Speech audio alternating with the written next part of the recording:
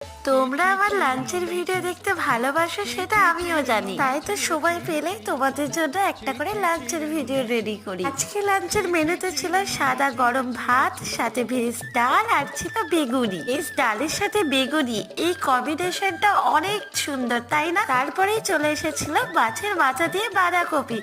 বাঁধাকপি খেতে তো আমি বড্ড বেশি ভালোবাসি, আর সাথে যদি মাছের মাথা থাকে তাহলে তার কোনো কথাই হবে না। তোমরা কে কে মাছের মাথা দিয়ে বাঁধাকপি খেতে ভালোবাসো অবশ্যই কমেন্টে জানি। মাছের মাথার এই যে ঘিলুর অংশটা আমার তো খুবই টেস্টি লাগে।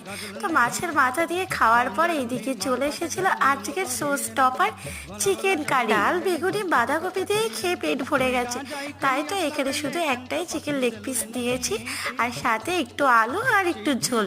আলু ঝোল ভালো করে মেখে একটু চিকেন লেগ পিসে গপ করে মুখে ভরে দিলাম। দেওয়ার সাথে সাথে মুখের ভিতরে যেন বোম ব্লাস্ট হলো। তাহলে চলতে